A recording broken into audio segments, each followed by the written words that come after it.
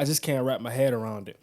Throughout the duration of this video, you're going to see clips of what the NFL deems as a swivel hip drop tackle. And my number one question before even diving into everything I have to say about this topic is, how are defenders supposed to tackle? Now, what you're going to see throughout the montage of these clips that appear on your screen is the defender is making the tackle on these ball carriers.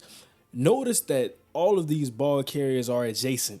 They're in an angle running away from the defender. So now this puts me in the mindset as a former defender, as a guy who looks at defense and thinks, okay, how can we effectively bring down this ball carrier without him, one, getting extra yards, without him, two, in most situations, trying to gain a first down, without him, three, not only gaining extra yards, but as a ball carrier, you think of the offensive mindset, fighting for those extra yards, fighting for yards. So I want to read through a couple of things and talk about what the NFL is basically presenting to us and what they are talking about in terms of how does this affect the game? Why is this a rule that should be implemented into the game? Why is the swivel hip drop tackle so controversial?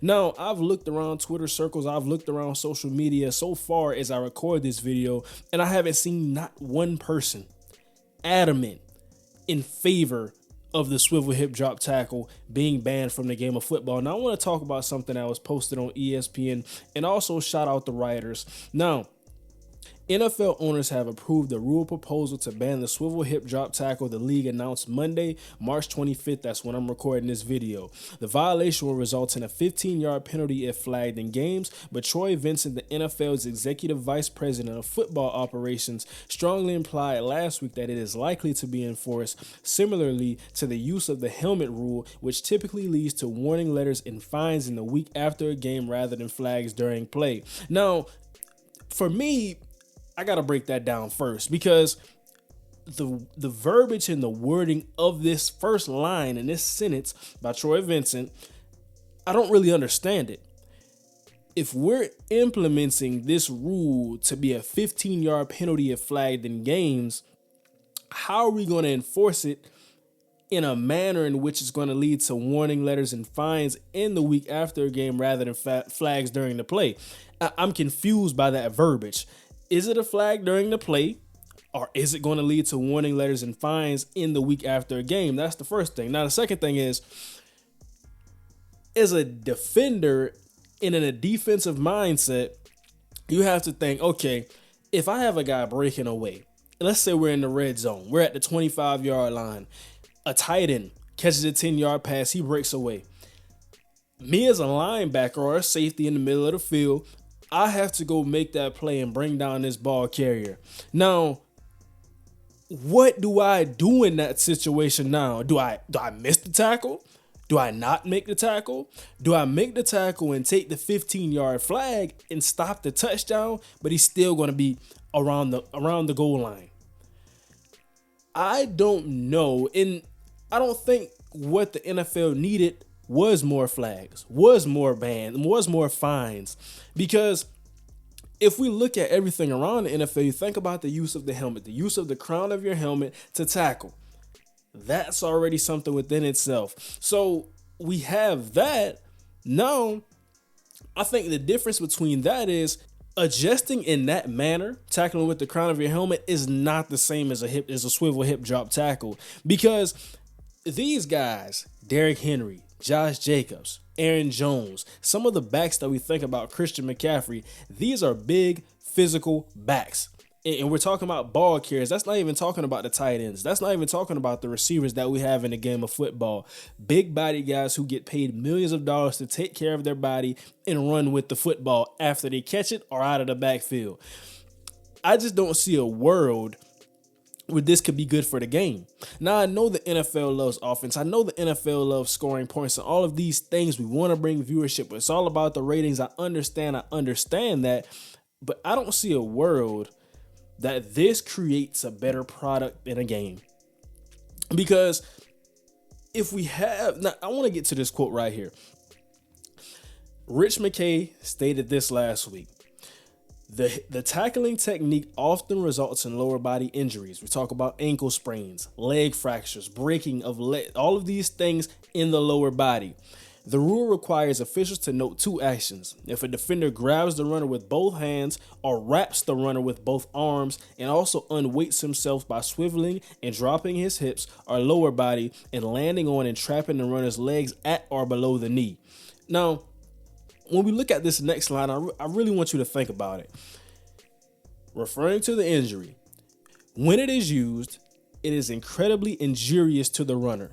The runner is purely defenseless. I've heard defenders say before, and I hear them, hey, you're putting me in a really tough spot. You're saying I can't hit here, and what do I do? My response has always been, well, you can't do that. That's just because the guy you're hitting is defenseless, has no way to protect himself, McKay said. Now, I got to break this one down, and this is where we're going to close it off.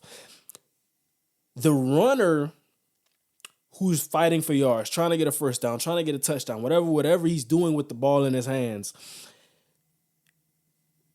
if someone swivels and drops their hip, drops their weight and tackles me and traps my leg, I think the best solution to that would be to just drop your body weight as well. Don't fight for the extra yards. Don't try to get that angle. But that's not football. At the end of the day, that's not football. That's not how it's coached up. You run for every yard. You get everything you can, and you fight and you fight and you fight. I'm not saying that that's really football, but I'm saying if we talk about an alternative solution to the problem, now I feel like with this, we're making the defender defenseless.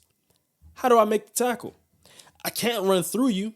I can't form you up. If you're running this way, coming at an angle, and I'm coming at you, how can I run through you?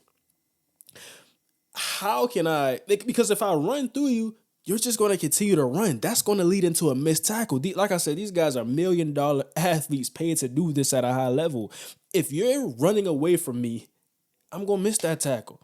And if I don't miss the tackle, it's just not logically, because once we implement this into the game, of course, people are going to try to adjust. There's no choice. This is what the NFL has decided. We have to adjust. But for the players in the NFL, what about the person who makes the tackle, fourth quarter game, and that tackle loses them the football game? And it's a natural football motion. It wasn't on purpose. He had no ill intent.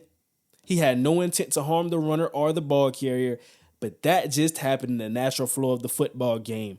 What does the NFL do then? Because I can already tell you, that's what's going to happen in one of these football games. And people already, you don't want to lose the integrity of the game. And I don't think this is really talking about the integrity, but people are going to think. Hip drop tackle, fourth quarter, my team was winning this football game. The hip drop tackle, they got the game winning field goal, it's over. Imagine the playoff game. Imagine the regular season game. I just don't see how this ends well. And I just think because this is more of a natural football motion.